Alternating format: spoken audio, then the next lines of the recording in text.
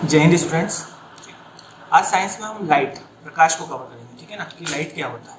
ठीक है, इसके पहले हमने ग्रेविटेशनल फोर्स कवर कर लिया है। ठीक, ग्रेविटेशनल फोर्स और मोशन सारी की सारी चीज़ें आप साइंस के वीडियो लेक्चर की सीरीज में देख सकते हैं। ठीक है, और एमपीपीएससी के लिए इंपॉर्टेंट है और नॉर्मल वन डे एग्जाम के लिए तो है ही इंपॉर्टेंट। ठीक, तो आज की क्लास स्टार्ट करते हैं लाइट। ठीक है ना, प्रकाश होता क्या है। ठीक है, हम सिंपल कह सकते हैं प्रकाश क्या है, एक ऊर्जा है।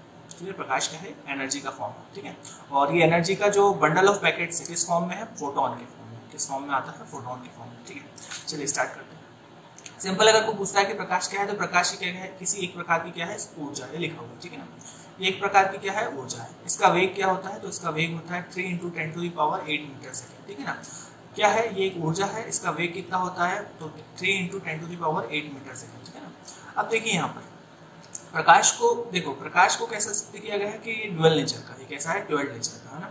ये तरंग की तरह भी बिहेव करता है और कण की तरह। ठीक है ना, कह सकते हैं कि तरंग मतलब किसी से मीडियम की जरूरत नहीं होती, इसे किसी क्या नहीं होती, मीडियम की जरूरत नहीं होती। और कण पार्टिकल जैसा बिहेव करता है, किसकी जरूरत होती है, इसे मीडियम की जरूरत होती है। ठीक है, तो मैक्सवेल के अनुसार देखिए डेफिनेशन में हम सिंपल देखते हैं कि प्रकाश दो प्रकार की प्रकृति दर्शाता है। कितने प्रकार की, दो प्रकार की। एक कौन सी, तरंग प्रकार की, एक कौन सी, कण। ठीक है, मैक्सवेल कहते हैं कि कैसा रहता है, तरंग जैसा। ठीक है ना, और आइंस्टाइन कहते हैं कैसा, कण जैसा। ठीक है ना, क्योंकि आइंस्टाइन बोलते हैं E = mc²। ठीक है ना, मतलब जितना मास जलेगा उतनी क्या प्रोड्यूस होगी, एनर्जी प्रोड्यूस होगी। ठीक है ना, तो जो प्रकाश है वो कैसा बिहेव करता है, तरंग के जैसा भी और कण के जैसा भी। ठीक है ना, इन दोनों इक्वेशन को क्या करते हैं, कंबाइन कर देते हैं। कौन, आपका डी ब्रोगली। और डी ब्रोगली कहते हैं कि भैया जो प्रकाश है वो ड्यूअल नेचर रखता है, तरंग का भी और किसका, कण का। ठीक है ना, सिंपल सी बात है, प्रकाश का नेचर कैसा है, तो ड्यूअल नेचर है। कौन कौन सा, तरंग का और कण का, ये अपने पास नेचर रखता है। ठीक है ना, इसमें हम कई चीजें पढ़ेंगे, परावर्तन, रिफ्लेक्शन, रिफ्रैक्शन। ठीक है ना, डिफ्रैक्शन, ये सारी की सारी, पोलराइजेशन क्या होता है। ठीक है ना, तो ये किसकी प्रवृत्ति पाई जाती है, तरंग की प्रवृत्ति पाई जाती है। और काउंटडाउन प्रभाव जैसे व्याख्या करने में इसे कैसा क्या माना गया है, तो ये किसकी प्रकृति रखता है, कण की प्रकृति। तो एग्जाम में पूछा जाता है प्रकाश का जो नेचर है वो कैसा है, ड्यूअल नेचर है, तरंग की भांति भी और किसकी भांति भी, कण की भांति भी। ठीक है ना, तो सिंपल हम डेफिनेशन जब देखते हैं तो कह सकते हैं कि प्रकाश क्या है, एक ऊर्जा है। इसका नेचर क्या है, ड्यूअल नेचर है, तरंग के जैसा भी और किसके, कण के जैसा भी। ठीक है, according to de Broglie equation. ठीक है, चलिए, तो लाइट हमें समझ में आ गया होता क्या है। अब आज हम इसके परावर्तन के नियम पढ़ेंगे। ठीक है ना, मतलब रिफ्लेक्शन के नियम क्या क्या होते हैं, रिफ्लेक्शन की डेफिनेशन क्या होती है, कैसे काम करता है, और नेक्स्ट क्लास में हम रिफ्लेक्शन कवर करेंगे इसका। ठीक है ना, तो बहुत इंपॉर्टेंट पोर्शन है, यहाँ से काफी क्वेश्चन आपको एग्जाम में देखने के लिए मिलेंगे। चलिए, तो प्रकाश का परावर्तन है ना, हिंदी में क्या, परावर्तन, और इंग्लिश में क्या, रिफ्लेक्शन। ठीक है, अब ये होता है मतलब कि भैया किसी भी एक ऐसी सरफेस से जो एक साइड से क्या हो, पॉलिश हो, वहां से टकरा के क्या हो जाएगी, रिटर्न हो जाए। ठीक है, देखिए जब कोई प्रकाश की किरण किसी लाइट सोर्स यानी प्रकाश के स्रोत से निकलकर किसी चमकदार सतह से टकराकर वापस लौटती है तो इसे क्या कहा जाता है, प्रकाश का परावर्तन, रिफ्लेक्शन। इसे क्या कहा जाता है, रिफ्लेक्शन। आप कोई भी लाइट ऐसा मारे और उससे रिफ्लेक्ट होकर क्या हो, वो रिटर्न। ठीक है ना, चमकदार सतह से टकरा के क्या होती है, वो रिटर्न होती है, तो उसे क्या कहते हैं, रिफ्लेक्शन कहते हैं। ठीक है, कौन कौन सी टर्म्स इसमें यूज होती है, तो देखिए भैया रिफ्लेक्शन में जो प्रकाश की किरण प्रकाश सोर्स से निकलकर सतह पर टकराती है उसे आपतित किरण मतलब इंसिडेंट रे कहेंगे। ठीक है ना, अभी हम देखेंगे डायग्राम में। ये देखिए डायग्राम में इंसिडेंट रे, रिफ्लेक्टेड रे क्या होती है, सारी मैं आपको समझा रहा हूँ, बस आप सुनिए इसे। जो प्रकाश की किरण प्रकाश सोर्स से निकलकर सतह पर टकराती है उसे आपतित किरण या इंसिडेंट रे कहते हैं, और जो टकराकर वापस जाती है उसे क्या कहते हैं, रिफ्लेक्टेड रे कहते हैं। इतनी बात आप समझ लीजिए। ठीक है, ये देखिए ये होता है रिफ्लेक्शन, ये होता है प्रकाश का क्या, रिफ्लेक्शन। ठीक है ना, मान लीजिए यहाँ पर क्या है, कोई लाइट सोर्स है, यहाँ से जो रे आई है ना, जो ये रे आई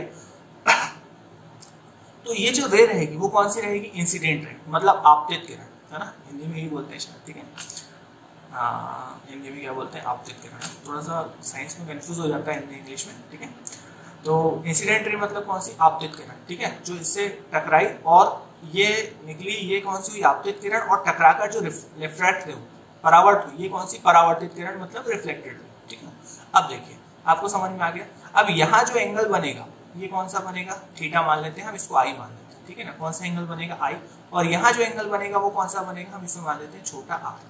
ठीक है ना, तो ये इंसिडेंट एंगल और ये कौन सा, रिफ्लेक्टेड मतलब परावर्तक। ठीक है ना, तो देखिए सतह और इंसिडेंट रे के बीच बनने वाले एंगल को आपतन कोण या एंगल ऑफ इंसिडेंस बोलते हैं। ये देखिए ये हो गया एंगल ऑफ इंसिडेंस।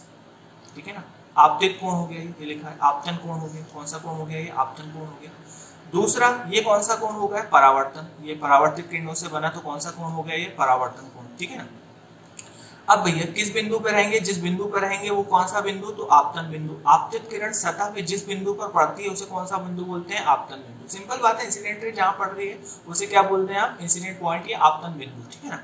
उसके बाद यहाँ पर एक इमेजिनरी पॉइंट रहता है, जिस पॉइंट पर ये टकराए वहां पर हम क्या खींच लेते हैं, अभिलंब। अभिलंब मतलब होता है परपेंडिकुलर, ठीक है ना, अभिलंब खींच लेते हैं तो ये क्या हो जाता है, एक परपेंडिकुलर। अब इस डायग्राम को आप ध्यान से लिखिए क्योंकि इसके कुछ नियम होते हैं और इसी के नियम पे आगे चल के हम देखेंगे कि सारी चीजें काम करेंगी, कि आप देखेंगे कि फोकस, कर्वेचर, सारे के सारे एंगल इसी के थ्रू बनाएंगे हम, ठीक है ना। इसके हम नियम को समझ लेते हैं, ठीक है। सबसे पहले इसका नियम बोलता है कि जो इंसिडेंस एंगल है वो किसके बराबर होगा, रिफ्लेक्शन, ठीक है ना। किस एंगल के बराबर होगा, तो रिफ्लेक्शन एंगल के बराबर होगा। तो मतलब angle i is equal to angle r, ये हमेशा बराबर होंगे, ये क्या होगा, नहीं, ठीक है ना। सारे के सारे किस पे होंगे, तो एक ही तल पर होंगे, एक ही तल पर होंगे, ये देखिए, ठीक है ना। चलिए नियम देखते हैं। तो परावर्तन के दो नियम है, ठीक है ना। प्रकाश के परावर्तन में आपतन कोण और परावर्तन कोण का मान हमेशा क्या होगा, समान, इक्वल, हमेशा क्या होगा, समान। Angle of incidence is equal to angle of reflection, ठीक है।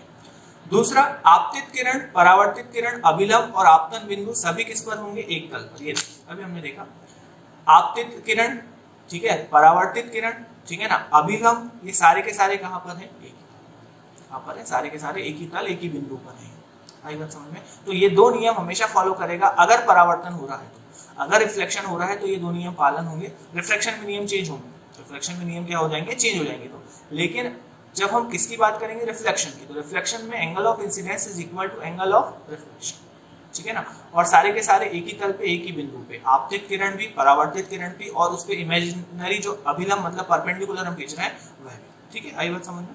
तो ये दो इसके नियम याद रखना है ना। इससे जो इसके जो नियम है इससे क्या बनेंगे, क्वेश्चन बनेंगे, इससे क्वेश्चन बनेंगे जो एग्जाम में डायरेक्ट आपसे पूछे जाएंगे कि ये क्या होता है, क्वेश्चन भी करेंगे अपन। अब प्रकाश के परावर्तन के प्रकार देखते हैं ना। प्रकार में कौन कौन सा, नियमित परावर्तन और विस्तार मतलब इरेगुलर, है ना। तो ये देखिए, अब सिंपल बात है, नियमित रिफ्लेक्शन कब होगा, जब क्या होगी, सतह एकदम समतल, है ना, एकदम प्लेन सरफेस पे ये आया, ये टकरा, ये चला गया, ये टकरा, ये टकरा, ठीक है। और इरेगुलर मतलब क्या, खुरदुरी सतह पर रिफ्लेक्शन, ठीक है ना, इरेगुलर रिफ्लेक्शन। तो देखिए, जो कांच पर आप घर में जो चेहरा देखते हैं आईने में, ठीक है, वो किसके थ्रू देखते हैं, रेगुलर रिफ्लेक्शन, ठीक है ना। समतल रहता है आपका दर्पण एकदम प्लेन और देखते हैं, ठीक है। तो और जो घर में आप जो लाइट न्यूज़पेपर पढ़ते हैं वो किसके कारण, इरेगुलर रिफ्लेक्शन के कारण, है। ये सारी एप्लीकेशंस एग्जाम में पूछी जाती हैं, ठीक है। हम उसके क्वेश्चन भी कवर करते हैं, पहले हम समझ लेते हैं कि आखिर होता क्या है, ठीक है ना। रेगुलर रिफ्लेक्शन मतलब क्या, एकदम प्लेन सतह पर, और इरेगुलर मतलब कैसी, तो ठीक है, सिंपल। देखिए डेफिनेशन में मैंने लिख दी है, ये देखिए, इस प्रकार के परावर्तन में प्रकाश की किरणें किसी समतल चिकने परावर्तक पृष्ठ पर समांतर दिशा में आपतित होती है, ठीक है, अभी हमने देखा। और इरेगुलर में क्या होगा, इस प्रकार के परावर्तन में प्रकाश की किरणें किसी टेढ़े मेढ़े परावर्तक पृष्ठ पर क्या होती हैं, नेक्स्ट बात करते हैं हम समतल दर्पण, है ना। आज हम देख लेते हैं कि दर्पण कौन कौन से होते हैं और इनकी जो एप्लीकेशंस है वो हम नेक्स्ट क्लास में देखेंगे। सबसे पहले बात करते हैं समतल दर्पण। समतल दर्पण नाम से समझ में आ रहा है कि भैया प्लेन सरफेस होगा, एक तरफ से पॉलिश्ड होगा, जब भी क्या बनेगा वह दर्पण बनेगा, है ना। जब उसकी जो एक सरफेस क्या होगी, पॉलिश्ड होगी, जब भी क्या बनेगा वो दर्पण बनेगा, ठीक है ना। देखिए समतल दर्पण, ऐसा दर्पण जिसका परावर्तक पृष्ठ समतल होता है, समतल दर्पण आप बोलते हैं ना, समतल रोड है मतलब क्या, प्लेन रोड है, ठीक है। गोलीय, समतल दर्पण मतलब कैसा हो, परावर्तक पृष्ठ समतल हो, और गोलीय मतलब कैसा हो, स्फेरिकल, सिंपल डेफिनेशन है। ऐसा दर्पण जिसका परावर्तक पृष्ठ वक्रीय गोलीय यानी क्या हो, मुड़ा हुआ, ठीक है ना।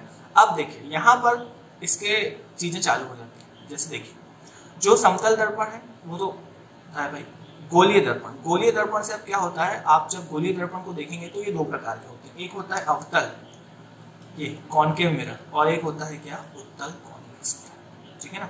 यहाँ से इंपॉर्टेंट चीजें बहुत चालू हो जाती है इसमें, ठीक है। देखिए इसका परावर्तक पृष्ठ डायग्राम मैंने बनाया हुआ है, ये देखिए अवतल दर्पण, ये देखिए इस तरह से ये है, ठीक है। देखिए किसी गोले से काटा है ना, किसी गोलीय दर्पण से क्या हो गया है, काट लिया गया है, जब भी तो ये आर्क निकला है, जब भी तो क्या निकला है, आर्क निकला है, ठीक है। तो ये इसका परावर्तक, मतलब यहाँ से कोई रेज आएगी तो रिफ्लेक्ट होगी, ठीक, क्योंकि पीछे वाला सरफेस कैसा है, पॉलिश्ड है, ये देखिए पॉलिश हुआ भाग। ऐसे दर्पण क्या कहलाते हैं, अवतल दर्पण, ठीक है ना। उसके बाद उत्तल दर्पण। उत्तल दर्पण देखिए ये भी ऐसा गोल ही है, लेकिन समस्या क्या है, इसका जो इधर वाला जो सरफेस वो क्या कर दिया है, पॉलिश कर दिया। आप ध्यान रखना, हमेशा जब भी आप फिजिक्स में पढ़ते हैं तो फिजिक्स में हमेशा राइट हैंड ही क्या किया जाएगा, पॉलिश किया जाएगा।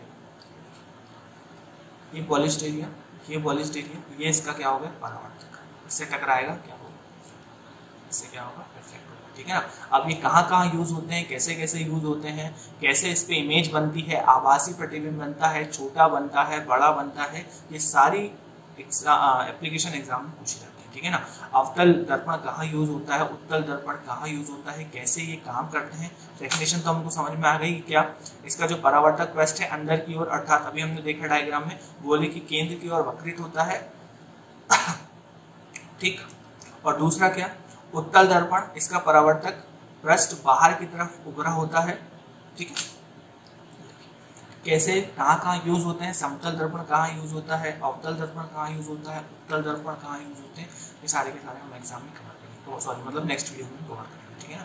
तो आप इस वीडियो को बहुत ध्यान से देख लीजिए, ठीक है ना। इसकी PDF डाउनलोड कर लीजिए, इसे रिवाइज कर लीजिए, नेक्स्ट में हम इसकी एप्लीकेशन, ठीक है, और रिफ्लेक्शन क्या होते हैं, सारी की सारी चीज़ें कवर करेंगे, ठीक है ना। चलिए, all the best, thank you.